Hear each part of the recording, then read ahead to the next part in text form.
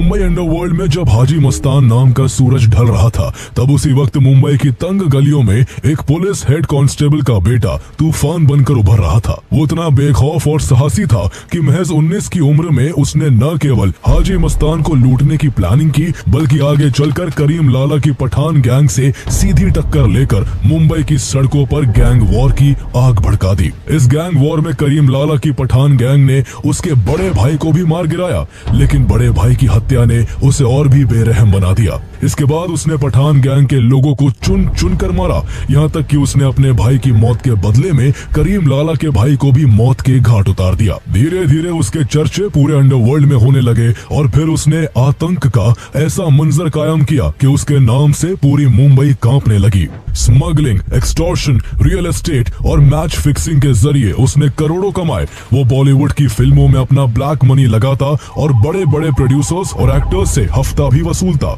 जो उसे पैसे पहुंचा देते उनकी जान वो बख्श देता और जो मना करते उनकी दिन दहाड़े हत्या कर दी जाती। लेकिन जब उसे लगने लगा कि वो पुलिस के हाथों पकड़ा जाएगा, तो वो इंडिया से भागकर पहले दुबई और फिर पाकिस्तान में जा बसा।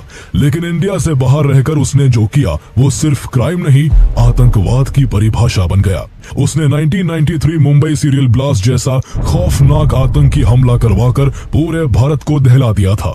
उसके क्राइम का साम्राज्य सिर्फ भारत तक ही सीमित नहीं रहा, बल्कि वो दुनिया भर के करीब 15 देशों में अपना नेटवर्क फैलाकर drug trafficking, extortion, arms smuggling और टेरर फंडिंग जैसे गुनाहों को अंजाम देता रहा। उसके खौफ का अंदाजा इस बात से लगाया जा सकता है कि यूनाइटेड नेशंस, इंडिया और अमेरिका ने उसे ग्लोबल टेररिस्ट घोषित किया हुआ है और उसके सर पर $25 मिलियन का इनाम है। फेमस मैगजीन फोर्ब्स ने उसे कभी वर्ल्ड्स 10 मोस्ट वांटेड की लिस्ट में तीसरे नंबर पर रखा था। ये कहानी है मुंबई अंडरवर्ल्ड के सबसे खूंखार डॉन दाऊद इब्राहिम कास्कर की, जिसने कभी पैसे की तंगी में पढ़ाई छोड़ी, छोटी मोटी चोरी से क्राइम की दुनिया में कदम रखा और फिर वो पूरे अंडरवर्ल्ड का बेताज बादशाह बन गया। Dreaded terrorist, drug lord, underworld don from Dongri, Dawood Ibrahim. The Supreme Court delivered its final verdict in the case, indicting Dawood Ibrahim, his brother Anis Ibrahim and Tiger Memon for being the archers who planned the deadly blast. Dawood Ibrahim is a don whose empire spreads not just across the subcontinent, but in several parts of the world. My main focus was on Dawood Ibrahim, the boss of the Mumbai organized crime syndicate, the D Company.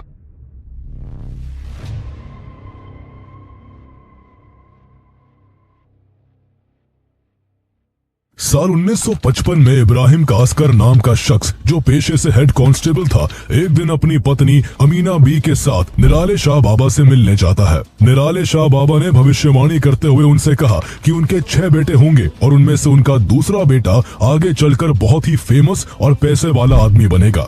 इसके कुछ महीने बाद 26 दिसंबर 1955 को महाराष्ट्र के रत्नागिरी जिले में इब्राहिम कास्कर के घर उनके दूसरे बेटे का जन्म होता है, जिसका नाम दाऊद इब्राहिम कास्कर रखा जाता है। दाऊद के जन्म के बाद उसके पिता अपने परिवार के साथ मुंबई के डोंगरी इलाके में बस गए। उन दिनों मुंबई में अंडरवर्ल्ड के माफिया हाजी मस्तान, करीम लाला और वर्धराजन मुदलियार की तूती बोलती थी। पुलिस हेड कांस्टेबल होने के बावजूद इब्राहिम कास्कर का इन अंडरवर्ल्ड डॉन से अच्छा रिश्ता था। करीम लाला से तो उनकी इतनी गहरी दोस्ती थी कि जब उसे दाऊद के जन्म की खबर मिली तो उसने इस खुशी में एक बड़ी दावत दी थी। उस वक्त करीम लाला को कहाँ पता था कि जिस बच्चे के जन्म की खुशी में वो आज जश्न मना रहा है, वही आगे चलकर उसके रास्ते का सबसे बड़ा कांटा बन जाएगा। दाऊद के जन्म के बाद इब्राहिम कास्कर के 10 और बच्चे हुए। इतने बड़े परिवार का खर्च उठाना उनके लिए काफी मुश्किल था। इसके बावजूद इब्राहिम कास्कर ने दाऊद को अच्छी एजुकेशन देने की कोशिश की। दाऊद उनका दूसरा बेटा था और उन्हें निराले शाह बाबा की भविष्यवाणी पर भरोसा था कि एक दिन उनका ये बेटा बड़ा होकर कुछ बड़ा करेगा। इसलिए जहां उन्होंने अपने बाकी बेटों का एडमिशन म्युनिसिपैलिटी स्कूल्स में और बेटियों का दाखिला उर्दू मीडियम स्कूल्स में करवाया, वही दाऊद का एडमिशन मुंबई के एक प्रोमिनेंट इंग्लिश मीडियम स्कूल में करवाया गया ताकि उसे अच्छी से अच्छी एजुकेशन मिल सके। दाऊद के 6th क्लास में पहुंचने तक उसके घर की स्थिति सामान्य थी, लेकिन हालात अचानक तब बिगड़ गए जब 1966 में उसके पिता को एक हाई प्रोफाइल मर्डर केस को क्रैक न कर पाने के कारण कुछ अन्य पुलिस वालों के साथ सस्पेंड कर दिया गया। इस घटना के बाद दाऊद का परिवार फाइनेंशियल क्राइसिस से जूझने लगा। घर की इकोनॉमिक कंडीशन इतनी खराब हो गई कि कई बार भूखे रहने तक की नौबत आ गई। इस कठिन समय में दाऊद की पढ़ाई भी छूट गई। इस दौरान उसकी दोस्ती कुछ ऐसे लोकल लड़कों से हो गई जो चोरी और ठगी जैसे कामों से जुड़े हुए थे। उनके संपर्क में आने के बाद दाऊद भी धीरे धीरे उसी रास्ते पर चल पड़ा। महज 14 साल की उम्र में उसने पहली बार चोरी की। उसने एक आदमी के पैसे चुराए, लेकिन जल्दी ही इस बात की शिकायत उसके पिता तक पहुंच गई। उस दिन उन्होंने उसकी खूब पिटाई की ताकि वो सुधर जाए, लेकिन दाऊद कभी नहीं सुधरा और जल्द से जल्द ज्यादा दौलत और शोहरत कमाने के लालच में अपराध की दुनिया की गहराइयों में उतरता चला गया। इसके बाद दाऊद और उसके दोस्तों ने मिलकर मोहत्ता मार्केट में एक दुकान खोली, जहां वो विदेशी घड़ियां बेचने के नाम पर लोगों के साथ ठगी किया करते थे। इस तरह छोटी मोटी चोरी और धोखाधड़ी के काम करते करते दाऊद धीरे धीरे आसपास के इलाकों में एक गुंडे के तौर पर जाना जाने लगा और उसका कांटेक्ट लोकल गैंगस्टरों से होने लगा। कुछ समय बाद वो एक लोकल डॉन बाशु दादा के गिरोह का हिस्सा बन गया। दाऊद के सपने बड़े थे, इसलिए जैसे ही उसके पास थोड़ी पावर आई और कुछ पहचान बनी, वो अपने बॉस बाशु दादा को ही आंखें दिखाने लगा।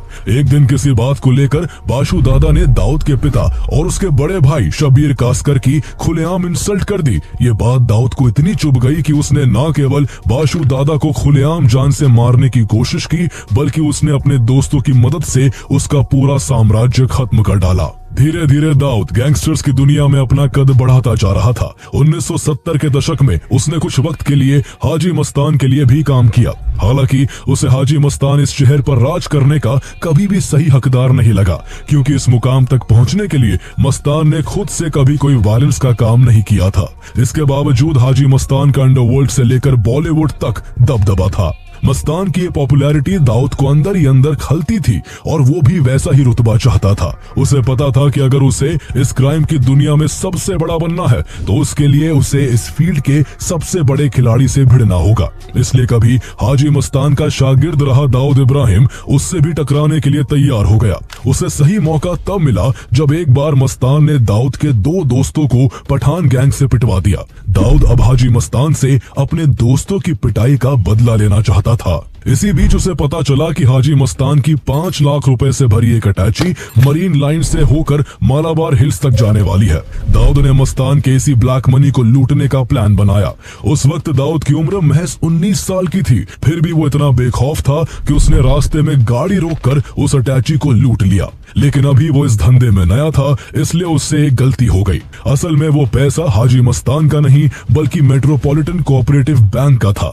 बैंक का पैसा लूटकर दाऊद ने पुलिस से सीधी टक्कर ले ली थी। जो पुलिस टीम इस केस की इन्वेस्टिगेशन कर रही थी उसमें उसके पिता इब्राहिम कास्कर भी शामिल थे। इब्राहिम कास्कर को जब पता चला कि इस रॉबरी का मास्टरमाइंड कोई और नहीं बल्कि उनका बेटा है, तो वो दाऊद की पुलिस वाली बेल्ट से पिटाई करते हुए उसे थाने ले गए और बड़े पुलिस अफसरों के सामने अपने बेटे के काले कारनामों के लिए माफी भी मांगी। चूंकि उसके पिता ने खुद उसका सरेंडर करवाया था, इसलिए वो कुछ ही दिनों में छूट गया। इतनी बेइज्जती और पिता की पिटाई के बाद भी दाऊद पर कोई असर नहीं पड़ा और बाहर निकलने के बाद उसने ऐसे ऐसे कारनामे किए कि अंडरवर्ल्ड की दुनिया में उसके नाम का डंका बजने लगा। 1970 के दशक के आखिरी सालों तक दाऊद और उसके भाई शब्बीर ने बाशु दादा के करीबी रहे खालिद पहलवान के साथ मिलकर अपना खुद का गैंग बना लिया, जो आगे चलकर डी कंपनी के नाम से मशहूर हुआ। इधर हाजी मस्तान ने अंडरवर्ल्ड छोड़कर पॉलिटिक्स ज्वाइन कर ली थी, जिससे दाऊद को स्मगलिंग, एक्सटॉर्शन, गोल्ड ट्रेड और रियल एस्टेट पर अपनी पकड़ मजबूत करने का मौका मिल गया। दाऊद की स्मगलिंग में बढ़ती पकड़ से करीम लाला काफी परेशान रहने लगा था, क्योंकि पहले इन धंधों पर पठान गैंग का कब्जा था और अब उसको अपने धंधे में भारी नुकसान उठाना पड़ रहा था। इससे जल्द ही दाऊद इब्राहिम और करीम लाला के बीच गैंग वॉर शुरू हो गई। मुंबई की सड़कों पर आए दिन गोलियां चलने लगी। दोनों गैंग्स के बीच बात इस कदर बिगड़ गई कि समझौता कराने के लिए हाजी मस्तान को बीच में आना पड़ा। कुछ दिनों तक दोनों गैंग शांत रहे, लेकिन कुछ समय बाद वो फिर से आपस में भिड़ गए। इसी बीच एक बार करीम लाला और उसके गुंडों ने दाऊद को पकड़ लिया और उसकी जमकर पिटाई की। ये वाकया दाऊद के लिए सिर्फ शारीरिक नहीं बल्कि मानसिक तौर पर भी एक ह्यूमिलिएशन था और इसी ने उसकी दुश्मनी को और ज्यादा पर्सनल बना दिया। अगले कुछ सालों तक डी कंपनी और पठान गैंग के बीच ये पावर स्ट्रगल जारी रहा। दोनों गैंग के लोग एक दूसरे के लोगों की जान लेते रहे, लेकिन साल 1981 आते आते दाऊद का गैंग पठानों पर भारी पड़ने मिलने लगा। करीम लाला से ये देखा नहीं गया और उसने उस समय के एक और उभरते डॉन मन्या सुरवे से हाथ मिला लिया और उसे दाऊद के बड़े भाई शबीर कास्कर को मारने का काम सौंप दिया। मन्या सुरवे और उसके गुंडों ने मौका लगते ही 12 फरवरी 1981 को शबीर कास्कर को मार गिराया। अपने भाई की हत्या की खबर से दाऊद इब्राहिम बुरी तरह बौखला गया। उसके लिए अब ये सिर्फ गैंग वॉर नहीं बल्कि पर्सनल रिवेंज बन चुका था। उसने बदला लेने की ठान ली और इस बार उसने पुलिस से हाथ मिला लिया। दाऊद ने पुलिस को मन्या सुरवे गैंग और पठान गैंग के मूवमेंट्स की लगातार इनसाइड इंफॉर्मेशन देनी शुरू कर दी। उसकी सटीक मुखबिरी के चलते पुलिस ने एक एक करके मन्या सुरवे के लोगों को या तो अरेस्ट कर लिया या एनकाउंटर में खत्म कर दिया। उसके कई लोग तो डर के मारे दाऊद के साथ जुड़ गए। इसी के साथ मन्या सुरवे साल 1982 में एक पुलिस एनकाउंटर में मारा गया। लेकिन दाऊद का भी करीम लाला से हिसाब बाकी था। वो अपने भाई की मौत का बदला करीम लाला के भाई की मौत से लेना चाहता था। इसी बीच करीम लाला के भतीजे समद खान ने किसी बात पर दाऊद के भाई नूरा को पीट दिया था। दाऊद को यह बर्दाश्त नहीं हुआ और 4 अक्टूबर 1984 को समद खान जैसे ही अपनी एक माशूका शिल्पा से मिलकर उसके फ्लैट से लौटा, दाऊद इब्राहिम, अली अंटुले, छोटा राजन और अब्दुल हमीद ने उसके शरीर पर 19 गोलियां दागकर उसकी जान ले ली। दाऊद यही नहीं रुका और उसने आखिरकार 1986 में करीम लाला के भाई अब्दुल रहीम खान को भी बेरहमी से मरवाकर अपना बदला पूरा कर लिया। इस तरह धीरे धीरे दाऊद ने अपने सारे राइवल गैंग्स को एक एक करके या तो खत्म कर दिया या बहुत कमजोर कर दिया और अंडरवर्ल्ड पर अपना कब्जा जमा लिया। इससे दाऊद का मुंबई, गुजरात और दमन में electronic goods, drug trafficking, silver और गोल्ड जैसे कई कीमती सामानों की स्मगलिंग पर कब्जा हो गया और वो इस नेटवर्क से करोड़ों की कमाई करने लगा। इसी बीच साल 1986 में दाऊद इब्राहिम ने मुंबई की ही एक लड़की जुबीना जरीन उर्फ महजबीन से शादी कर ली। दाऊद इब्राहिम का क्रिकेट से भी गहरा लगाव था। वो केवल क्रिकेट देखने का शौकीन नहीं था बल्कि क्रिकेट सट्टेबाजी और मैच फिक्सिंग जैसे अवैध कारोबारों पर भी उसकी पकड़ मजबूत थी। वो मैच के दौरान अक्सर वीआईपी स्टैंड में देखा जाता था। साल 1986 में शारजाह में भारत और पाकिस्तान के बीच फाइनल मैच होना था। मैच से पहले दाऊद इब्राहिम भारतीय अभिनेता महमूद के साथ भारतीय ड्रेसिंग रूम तक पहुंच गया। उसने भारतीय खिलाड़ियों के सामने खुद को एक बिजनेसमैन के रूप में पेश करते हुए उनसे कहा कि अगर इंडिया ये फाइनल जीतता है तो वो हर खिलाड़ी को एक एक टोयोटा कोरोला गिफ्ट करेगा। उस समय भारतीय कप्तान कपिल देव प्रेस कॉन्फ्रेंस के लिए बाहर गए हुए थे, लेकिन जैसे ही वो ड्रेसिंग रूम वापस लौटे तो उन्होंने गुस्से में कहा, ये आदमी कौन है, इसे अभी यहाँ से बाहर निकालो। मजबूरन दाऊद इब्राहिम को मुंह लटकाए ड्रेसिंग रूम से बाहर निकलना पड़ा। बाद में ये वाकया क्रिकेट इतिहास में शारजाह ड्रेसिंग रूम स्कैंडल के नाम से काफी चर्चा में रहा। इस दौरान दाऊद का धीरे धीरे बॉलीवुड में भी दबदबा हो गया था। बॉलीवुड के बड़े बड़े एक्टर्स और डायरेक्टर्स अंडरवर्ल्ड के डर के साए में जीते थे। दाऊद बड़े प्रोडक्शन हाउस में पैसे लगाता और बदले में अपने पसंदीदा एक्टर या एक्ट्रेस को कास्ट करवाता। वो अपना खौफ दिखाने के लिए कई फिल्म मेकर्स और फिल्मी सितारों से हफ्ता भी वसूला करता था। जो पैसे नहीं देता दाऊद उसको या तो मरवा देता या फिर उसे खौफ के साए में जीने को मजबूर कर देता। इस दौरान दाऊद इब्राहिम का नाम कई बॉलीवुड हसीनाओं के साथ भी जुड़ा और उसके इश्क के किस्से भी खूब मशहूर हुए। साल 1985 में जब राज कपूर ने अपनी फिल्म राम तेरी गंगा मैली में नीली आंखों वाली मंदाकिनी को लॉन्च किया तो देश भर में उस नई हीरोइन की चर्चा होने लगी। दाऊद भी मंदाकिनी पर फिदा था और उस दौरान कई रिपोर्ट्स में दाऊद और मंदाकिनी के बीच अफेयर होने के दावे भी किए गए, लेकिन उस वक्त बात दब गई। लेकिन कुछ सालों बाद दुबई के एक स्टेडियम से दोनों की साथ वाली कुछ तस्वीरें मीडिया के सामने आई। तस्वीरों में दोनों एक साथ मैच देखते हुए बेहद करीब नजर आ रहे थे। इसके बाद मंदाकिनी को दाऊद की गर्लफ्रेंड कहा जाने लगा था। साल 1986 में जब दाऊद अंडरवर्ल्ड की दुनिया में शिखर पर पहुंच चुका था, उसी दौरान उस पर पुलिस का शिकंजा भी कसा जाने लगा। पुलिस कमिश्नर पीएस सोमन ने दाऊद को पकड़ने के लिए फौरी वारंट जारी किया और दाऊद पर नकेल कसने के लिए पुलिस को खुली छूट दे दी। दाऊद के ऊपर मर्डर, एक्सटॉर्शन और स्मगलिंग समेत कई चार्जेस थे। वो भी समझ चुका था कि अब मुंबई में रह पाना उसके लिए मुश्किल है, इसलिए उसने अपने परिवार और कुछ करीबियों के साथ भारत छोड़ने का फैसला किया। एक रात क्राइम ब्रांच की टीम ने दाऊद को पकड़ने के लिए डी कंपनी के हेडक्वार्टर पर छापा मारा, लेकिन तब तक देर हो चुकी थी। पुलिस डिपार्टमेंट के अंदर से की गई मुखबरी के चलते दाऊद इब्राहिम उस समय तक भारत छोड़कर दुबई भाग निकला था। इसके बाद दाऊद इब्राहिम दुबई से ही अपने गुर्गों के जरिए मुंबई को कंट्रोल करने लगा। वो न केवल मुंबई को कंट्रोल कर रहा था, बल्कि उसने दुबई में रहकर भारत के अलावा और भी देशों में अपने पैर पसार लिए थे। उस समय डी कंपनी में उसके लिए छोटा राजन, मोहन कोटियन, गुरु सताम, छोटा शकील और शरद शेट्टी जैसे लोग काम करते थे। डी कंपनी में दाऊद की पोजीशन नंबर 1 की थी और छोटा राजन नंबर 2 पर था। लेकिन छोटा शकील को छोटा राजन के दूसरे नंबर पर होना बिल्कुल पसंद नहीं था। वो खुद दाऊद का सबसे करीबी बनना चाहता था, इसलिए वो और उसके करीबी शरद शेट्टी और सौत्या अक्सर छोटा राजन के खिलाफ दाऊद के कान भरते रहते थे। साल 1992 तक सब ठीक चलता रहा, लेकिन इसी बीच दाऊद के जानी दुश्मन अरुण गावली गैंग ने दाऊद की बहन हसीना पारकर के पति इब्राहिम पारकर की हत्या कर दी। दाऊद ने अपने जीजा की मौत का बदला लेने के लिए उसे शूट करने वाले शैलेश हल्दांकर और विपिन शौर्य को मौत के घाट उतारने का काम छोटा राजन को सौंपा। छोटा राजन अपने काम में लगा हुआ था, लेकिन इब्राहिम पारकर के दोनों हत्यारे जे हॉस्पिटल में कड़ी सुरक्षा के बीच एडमिट थे, इसलिए उसे दोनों को ठिकाने लगाने में देरी हो रही थी। दाऊद को अपने जीजा की मौत का बदला लेने की जल्दी थी, इसलिए उसने ये काम छोटा राजन की जगह छोटा शकील को सौंप दिया। इसके बाद 12 नवंबर 1992 को छोटा शकील के खतरनाक शूटरों ने मुंबई के जे हॉस्पिटल में घुसकर ताबड़तोड़ 500 राउंड की फायरिंग की और शैलेश हल्दांकर को भून डाला। हालांकि उस दिन विपिन शौर्य दूसरे वार्ड में था, इसलिए उसकी जान बच गई, लेकिन इस गोलीबारी में 2 पुलिसकर्मी भी मारे गए थे। इस इंसिडेंट के बाद से ही छोटा राजन और दाऊद के रिश्ते बिगड़ने शुरू हो गए थे।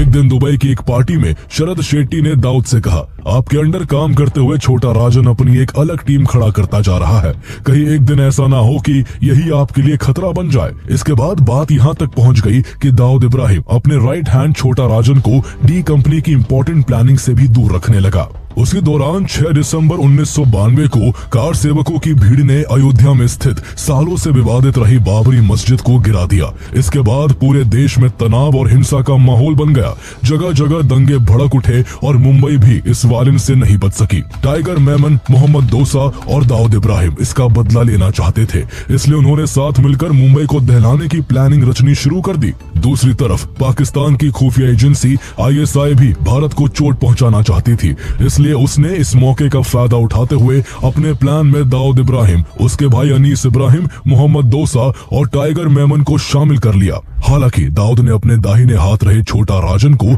इस आतंकी हमले की पूरी प्लानिंग से दूर रखा था। इसके बाद जनवरी 1993 में ISI ने पाकिस्तान से RDX, राइफल्स और ग्रेनेड के कुछ कंसाइनमेंट गुजरात भेजे, जिन्हें दाऊद इब्राहिम का सबसे भरोसेमंद आदमी अबू सलीम मुंबई तक पहुंचा रहा था। इसके बाद 12 मार्च 1993 की दोपहर महज 2 घंटे 10 मिनट के अंदर मुंबई 12 जोरदार धमाकों से दहल उठा। इन धमाकों में करीब 257 लोगों की मौत हुई और 700 से ज्यादा लोग गंभीर रूप से घायल हो गए। ये भारत में अब तक का सबसे खतरनाक और भयानक आतंकी हमला था, जिसमें दाऊद इब्राहिम की एक बड़ी भूमिका थी। बाद में इसमें शामिल कई लोगों को गिरफ्तार भी किया गया, लेकिन दाऊद इब्राहिम हाथ नहीं आ सका। वो इस हमले के बाद दुबई से भागकर पाकिस्तान में जा छुपा, जहां पाकिस्तान ने उसे पूरी सुरक्षा दी। 1993 के मुंबई सीरियल ब्लास्ट के बाद दाऊद ने पाकिस्तान से अपनी क्रिमिनल एक्टिविटीज को जारी रखा। पुलिस की सख्त निगरानी के बावजूद उसने अपने गुर्गों के जरिए मुंबई में अपना खौफ बरकरार रखा।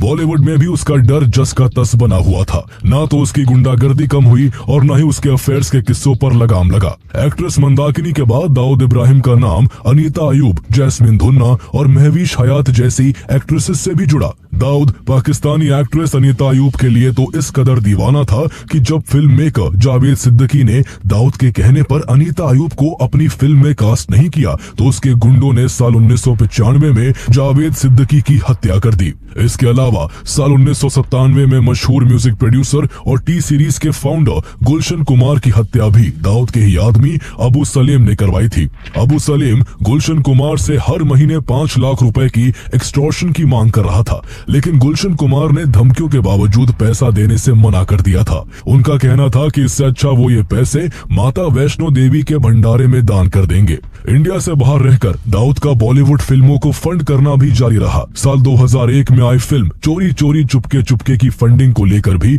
आरोप लगे थे कि इसे दाऊद इब्राहिम के गुर्गे छोटा शकील ने फाइनेंस किया है। पुलिस की जांच में इस फिल्म के प्रोड्यूसर नजीम रिजवी और फाइनेंसर भरत शाह के अंडरवर्ल्ड कनेक्शन सामने आए और दिसंबर 2000 में फिल्म रिलीज होने से पहले ही दोनों को अरेस्ट करके जेल भेज दिया गया। इस दौरान बॉलीवुड सेलिब्रिटीज का दाऊद से कनेक्शन एक खुली बात थी।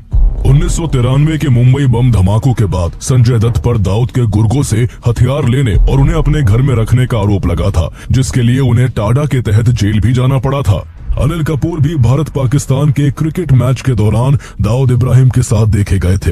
वहीं सलमान खान को दाऊद के भाई के साथ एक इवेंट में देखा गया था। अभिनेता ऋषि कपूर ने अपनी ऑटोबायोग्राफी में खुलासा किया कि उन्होंने दाऊद से 2 बार मुलाकात की थी। इसके अलावा दाऊद के एक इवेंट में गोविंदा, अनु मलिक, जैकी श्रॉफ, कुमार सानू और रंजीत जैसे कई बॉलीवुड सितारों की मौजूदगी थी। अनु मलिक ने तो दाऊद के लिए एक डेडिकेटेड गाना भी बनाया था। इस बीच दाऊद और उसके राइट हैंड छोटा राजन के बीच दरार बढ़ती जा रही थी। मुंबई सीरियल ब्लास्ट के प्लानिंग से छोटा राजन को दूर रखा गया था, इसलिए वो खुद को ठगा हुआ महसूस कर रहा था। डी कंपनी में अब उससे ऊंचा रुतबा छोटा शकील का हो गया था, इसलिए छोटा राजन ने दाऊद से दोस्ती तोड़ते हुए उसकी गैंग को छोड़ दिया। इसके बाद छोटा राजन और दाऊद एक दूसरे की जान के दुश्मन बन गए। साल 1994 में दाऊद ने छोटा राजन को मारने की प्लानिंग की, लेकिन जब तक दाऊद के आदमी उस तक पहुंच पाते वो दुबई से भाग चुका था। साल 2000 में दाऊद को खबर मिली कि छोटा राजन बैंकॉक में छिपा है। उसे खत्म करने के लिए दाऊद के खासम खास छोटा शकील ने अपने गुर्गो मुन्ना झिंगाड़ा को भेजा।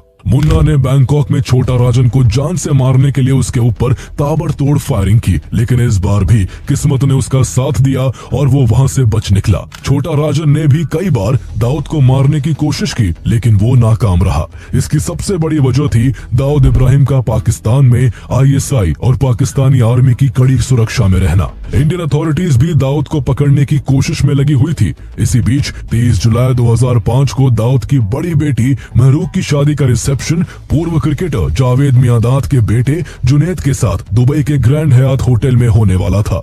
इसी मौके पर भारत ने दाऊद को पकड़ने का एक सीक्रेट प्लान बनाया।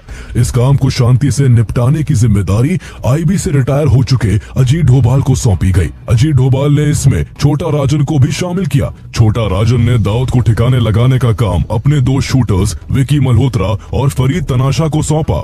भारत ने एक सीक्रेट लोकेशन पर अजीत डोभाल की निगरानी में इन दोनों की ट्रेनिंग हुई। सब कुछ प्लान के हिसाब से चल रहा था, लेकिन तभी एक बहुत बड़ी गड़बड़ हो गई। मुंबई पुलिस को किसी तरह ये भनक लग गई कि छोटा राजन के आदमी शहर में है। एक दिन डोभाल मुंबई के एक होटल में बैठकर छोटा राजन गैंग के शूटर्स को मिशन समझा रहे थे कि तभी पुलिस ने उस होटल पर धावा बोल दिया। डोभाल ने पुलिस को समझाने की बहुत कोशिश की कि वो कौन है और किस मिशन पर काम कर रहे हैं, लेकिन मुंबई पुलिस ने उनकी एक नहीं सुनी और तनाशा और मल्होत्रा को अरेस्ट करके ले गई और इस तरह से दाऊद इब्राहिम मारे जाने से बाल बाल बच गया। उन दिनों पुलिस गैंगस्टर्स को पकड़ने के लिए उनके फोन सर्विलेंस पर रखकर उनकी बातें सुना करती थी। साल 1999 में एक दिन मुंबई पुलिस के assistant commissioner of police Ambadas Pote ने एक बेहद चौंकाने वाली फोन रिकॉर्डिंग सुनी। फोन पर अंडरवर्ल्ड डॉन छोटा शकील और मुंबई के एक एडिशनल सेशंस जज के बीच बात हो रही थी। जज डी कंपनी के 2 शूटर्स को जेल से बरी करने के बदले एक चिट फंड कंपनी में फंसे अपने 40 लाख रुपए की उगाही की बात कर रहा था। अंबादास पोटे ने रिकॉर्डिंग क्राइम ब्रांच के चीफ डी शिवानंदन को सौंपी। उन्होंने तुरंत एक्शन लेते हुए उस एडिशनल सेशंस जज को सस्पेंड करवा दिया। उसी सेशंस कोर्ट में उस जज के खिलाफ मुकदमा चला जहां वो बतौर जज काम करते थे, लेकिन जब मुकदमा चला तो कोर्ट ने उस टेप को कानूनी रूप से पुख्ता सबूत मानने से इनकार कर जज को बरी कर दिया। इस तरह जहां एक तरफ मुंबई पुलिस अंडरवर्ल्ड को खत्म करने के काम में लगी थी, तो वहीं दूसरी ओर कुछ करप्ट अफसर और जज अपने निजी स्वार्थ के लिए पुलिस की मेहनत पर पानी फेर रहे थे। दाऊद इब्राहिम का इन्वॉल्वमेंट सिर्फ 1993 के मुंबई ब्लास्ट में ही नहीं था, बल्कि 2008 के 26/11 मुंबई अटैक्स में भी उसकी भूमिका सामने आई, जिसमें उसने लश्कर ए ताइबा के आतंकियों को लॉजिस्टिक सपोर्ट प्रोवाइड करके उनकी भारत में घुसने में मदद की थी। इसके अलावा दाऊद के टेररिस्ट ऑर्गेनाइजेशन अल-कायदा के लीडर ओसामा बिन लादेन और अयमान अल जवाहिरी के साथ भी रिश्ते थे। इस वजह से जहां दाऊद को यूनाइटेड नेशन सिक्योरिटी काउंसिल की IS and Al-Qaeda sanctions committee global terrorist घोषित कर चुकी है, तो वही भारत और अमेरिका ने भी दाऊद को ग्लोबल टेररिस्ट डिक्लेयर कर उसके सर पर भारी भरकम इनाम रखा हुआ है। दाऊद का भाई अनीस बैटिंग रैकेट चलाता है, जिसके जरिए करोड़ों की कमाई होती है। 2018 में दाऊद के एक गैंगस्टर ने दावा किया कि डी कंपनी दुनिया भर के 2/3 क्रिकेट मैचों में अकेले ही सट्टा लगवाती है। 2013 की IPL स्पॉट फिक्सिंग में भी दाऊद की डी कंपनी इन्वॉल्व थी। इस तरह मुंबई छोड़ने के बाद भी दाऊद का क्राइम बिजनेस बिना रुके चलता रहा। साल 2015 में फोर्ब्स ने दाऊद को $6.7 बिलियन की संपत्ति का मालिक बताया था, जिस हिसाब से वो दुनिया के अब तक के सबसे अमीर गैंगस्टरों में से एक है। उसके पास ब्रिटेन में $450 मिलियन की संपत्ति है, जबकि बाकी कई देशों में 50 से अधिक संपत्तियों में उसका इन्वेस्टमेंट है। भारत में उस पर नकेल कसे जाने के बावजूद एक रिपोर्ट के मुताबिक आज भी उसकी कमाई का 40% हिस्सा भारत से ही आता है। नवंबर 2017 में इंडियन गवर्नमेंट ने रौनक अफरोज रेस्टोरेंट सहित दाऊद की 3 प्रॉपर्टीज और साल 2020 में उसकी 6 प्रॉपर्टीज को बेच दिया था। आज दाऊद के पास कुल 14 देशों के पासपोर्ट है और उसने अपनी आतंक की दुकान India, Pakistan, the United kingdom, Germany, Turkey, France, Spain, Morocco, Cyprus, the UAE, south Africa, Sri Lanka, Nepal, Thailand, Malaysia और सिंगापुर तक फैला रखी है। आज दाऊद की डी कंपनी केवल एक अंडरवर्ल्ड गैंग नहीं रही, बल्कि ये एक ट्रांसनेशनल क्रिमिनल ऑर्गेनाइजेशन बन चुकी है, जो अफ्रीकन टेररिस्ट ऑर्गेनाइजेशन बोको हराम को भी आतंक फैलाने के लिए फंड करती है। बीते 20 सालों में कभी कोरोना, कभी हार्ट अटैक, तो कभी जहर से दाऊद इब्राहिम के मारे जाने की 5 बार अफवाहें उड़ चुकी है, लेकिन हर बार ये खबरें झूठी साबित हुई है। भारत से भागने के बाद वो लगातार अपना नाम और पहचान बदलता रहा है। कहा तो यहाँ तक जाता है कि पकड़े जाने के डर से उसने हुलिया बदलने के लिए कई बार अपने चेहरे की सर्जरी भी कराई है। दाऊद इब्राहिम को पकड़ने में न केवल मुंबई पुलिस बल्कि इंटरपोल भी लगी हुई है। दाऊद की उम्र अब लगभग 70 साल है। ऐसे में देखना होगा कि आखिर अंडरवर्ल्ड और डी कंपनी का सरगना दाऊद इब्राहिम कब तक पुलिस की पकड़ में आ पाता है।